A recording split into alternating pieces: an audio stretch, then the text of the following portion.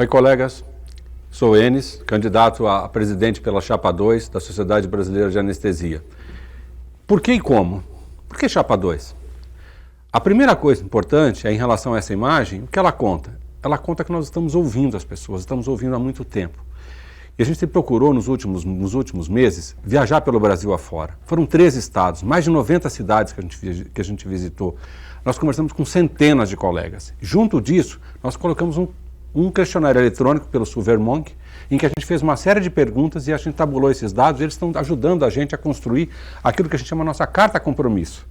E essa carta compromisso, ela tem exatamente uma linha de sentido. Explicar para as pessoas e colocar para elas o porquê que nós chegamos a esses pontos. Uma boa parte dessas coisas que estão aqui foram construídas por nós, nesses meses que nós estamos sentando para conversar. Então a gente fica muito feliz com isso, pela enorme participação, principalmente aquele anestesista que estava isolado, sozinho, lá na ponta, sem ninguém para ele. E esse, na verdade, é um resgate extremamente importante, porque é ali que de certa forma, a guerra está muito mais sangrenta em relação à nossa especialidade. Fundamentalmente, ouvir as pessoas. Fundamentalmente, dar voz às pessoas que não têm voz. E a partir daí, entender um pouco desse cenário. Nós vivemos um cenário na saúde suplementar, que é um cenário que durante muito tempo o pagamento era por serviço. Então, se o doente internasse no hospital, fizesse uma colecisteia e caísse da mesa e tivesse um trauma, a gente mandava duas contas para o plano de saúde. A conta da colecisteia e a conta do trauma. Cada vez mais existe uma discussão sobre a transferência do risco para a instituição. E esses novos modelos de pagamento, quando a gente fala de pagamento de performance, a principal coisa é essa. Eu te pago aquilo que é uma previsão, e hoje os sistemas DRG, uma série de ferramentas que tem aí, elas conseguem tabular esses dados e ter uma previsibilidade em relação a dias de internação, equipamento, materiais, independente de quem está realizando o procedimento, e ali vira uma baliza, ele vira um pacote. Não, é pacote, é capitation, tem uma série de novos modelos de pagamento. A propósito, isso começou nos Estados Unidos há 20 anos atrás.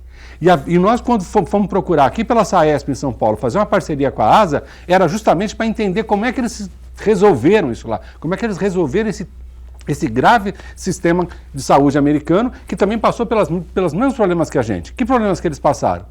Um problema importante de concentração. Porque até alguns anos atrás era proibida a entrada do capital estrangeiro, tanto na saúde suplementar, quanto em relação às vidas, quanto em relação à atividade hospitalar. As medidas provisórias permitiram a entrada desse capital estrangeiro. E com isso, esse capital estrangeiro começou a ganhar volume, ganhar massa, ganhar escala. Por quê? Porque a partir daí, você não compra mais soro para 2 hospitais, você compra soro para 100 hospitais. Você não faz mais 2.000 colecisteias, você faz 12.000 colecisteias. Essa escala permite um ganho em todo o sistema. Mas mais do que isso, ele passou a ter a gerência do sistema. Porque na hora que ele tem vida, hospital e clínica e os médicos, ele passa, na verdade, a controlar todo o sistema. E é isso que tem acontecido. O sistema está cada vez mais sendo controlado por alguns. E nós ajudamos o sistema. O que essa figura representa? 35 mil médicos se formam no Brasil por ano, mais 25 mil pelas fronteiras aqui do Brasil. Gente, isso dá 60 mil médicos por ano. A gente tem hoje que, em média, 6% daqueles que terminam a faculdade de medicina querem fazer anestesia. Faz a conta. São 3.600 por ano. Se eles conseguirem entrar ou no CET, ou na residência, ou nos estágios, porque os estágios também de 3 anos permitem que depois eles façam a prova e também tenham um título, algum tempo, daqui a pouquinho nós vamos ter 90 mil anestesistas no Brasil, 70 mil anestesistas no Brasil. A gente tem mais de 25 mil hoje, ou deve estar perto de 30 mil, formando praticamente por ano aí, em torno de CETs, em torno de 1.000, mais um número X que a gente não sabe da Comissão Nacional, a gente está falando em torno de 1.000, 1.200, 1.500, a gente está falando de 2.000 a mais. Em 10 anos são 40 mil anestesistas, 45 mil anestesistas. Onde é que nós vamos trabalhar com isso? É uma multidão. Isso efetivamente vai criar para a gente uma situação extremamente complexa. Enquanto a gente está procurando o leão na savana, o leão está sentado atrás da gente.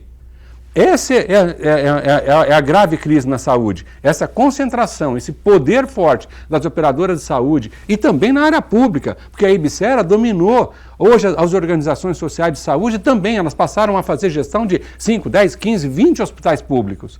Então existe uma enorme concentração. E essa concentração dá poder de negociação. E na hora que eu tenho 50 hospitais, por que eu vou negociar com 50 serviços de anestesia? Eu vou negociar com 1 ou com 2. É só ver a estratégia e a energia que eu vou gastar para negociar com 50, cada um querendo uma coisa. Cada vez mais nós vamos estar na mão deles, em toda essa extensão. E juntando tudo isso, o que a gente tem é essa tempestade perfeita. É exatamente isso que vai acontecer com a gente. Nós estamos à mercê hoje de uma situação caótica do ponto de vista profissional. Do ponto de vista econômico e financeiro, a gente nunca correu tanto risco como a gente está correndo hoje. E por quê? Porque nós estamos isolados. Essa figura é um monte de peixinho dourado, um do outro, que quando eles veem um tubarão, o que eles se formam? Eles formam, entre aspas, uma figura de um tubarão. O tubarão está ali parado pensando, que diabo é isso aqui? Muito maior do que eu, parece um outro tubarão. É isso que a gente precisa entender. A gente não precisa de lutar contra o CAD fazendo paralisação de atendimento, criando tabela, proibindo os colegas de atender. Não, a gente tem que mudar o modelo. Chama resistência pacífica. Foi assim que Gandhi ganhou a independência da Índia. Ele foi lá fabricar sal. Levava a porretada na cabeça e botava outra. Porretada na cabeça e a Índia ganhou a independência. Com todas as ressalvas, essa menina da Suécia começou há um tempo atrás a toda semana ir lá para frente do parlamento dizer que o mundo não está cumprindo os acordos em relação ao Acordo Global do Clima. E ela gerou uma catarse no mundo inteiro. Eu me pergunto, durante agora a passagem agora da Previdência pelo Congresso, eu vou citar um exemplo. Os agentes penitenciários que queriam igualar a situação deles de aposentadoria aos PMs e a polícia. Eles conseguiram, sabe por quê? Porque todo dia eles estavam no Congresso, andando, fardado com aquela roupa de lá, conversando, falando com os deputados, fazendo política, conversando com as pessoas, interagindo. Então eles não eram mais um peixinho, eles eram um grupo. E é isso que a gente precisa entender. Dá para a gente fazer um modelo diferente de conversa e de negociação. Porque uma boa parte do que o CAD colocou lá atrás foi que nós fomos contra aquele que é o mais frágil do sistema, que é o paciente. Mas a gente tem que entender o seguinte, a gente tem que entregar um modelo diferente. Não basta hoje fazer anestesia e liberar o doente da recuperação.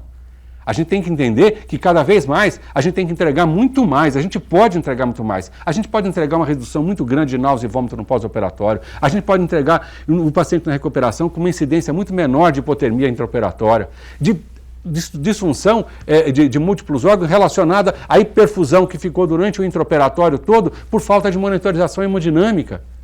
Isso é desfecho, isso é pertinência. Isso não é desperdício. E a gente tem como mostrar isso, tem como provar isso. Como? Estudos, revisão sistemática, meta-análise, que dê sustentação para a gente falar, olha, quando eu quero fazer um protocolo nacional de válvulas e vômitos, eu quero por conta disso. E isso efetivamente vai me trazer valor. É isso que a gente precisa entender na anestesia. A gente tem que trazer valor para as pessoas. Mas na saúde pública a gente precisa lutar para um plano de carreira. Como é que pode ter executivo plano de carreira, judiciário plano de carreira e médico não ter plano de carreira? Então a gente tem que lutar por isso, mas lutar lá no Congresso, a gente tem que lutar no lugar certo, tem que fazer política, tem que voltar a fazer política, tem que se interagir com as pessoas, interagir com a sociedade, Anvisa, ANS, Ministério da Saúde. Essas entidades todas, a ANAP, abrange, a gente tem que conversar com eles, falar o valor, a importância que é ter um médico anestesista bem estruturado, bem formado. Aí eles precisam de nos conhecer e saber quais são aquilo que a gente imagina. Portanto, a gente precisa de um novo modelo estratégico, um novo planejamento estratégico. Não dá para achar que 8 iluminados, sentados numa sala do Rio de Janeiro, com mais um gerente ou com mais um outro funcionário, vão conseguir fazer um planejamento estratégico para o Brasil inteiro. Foi isso que a gente começou a fazer. E é isso que, na verdade, está deixando muitas pessoas extremamente, eu diria que, desconfortáveis. Nós estamos trazendo os anestesistas para participar, para ouvir.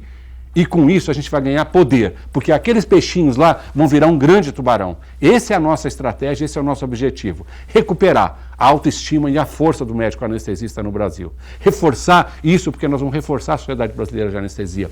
Por onde a gente passou, a gente construiu coisas, fez coisas diferentes. Trouxemos novas estratégias, trouxemos novas oportunidades. Veja o que a gente fez aqui na SAESP hoje. É só ver o trabalho que a gente fez aqui e o trabalho que nós fizemos em outros lugares. Nós somos pela construção e pela construção coletiva. E é nisso que a gente vai apostar. É nisso que a Chapa 2 aposta. Vem com a gente, vota, ajuda a gente a fazer esse projeto.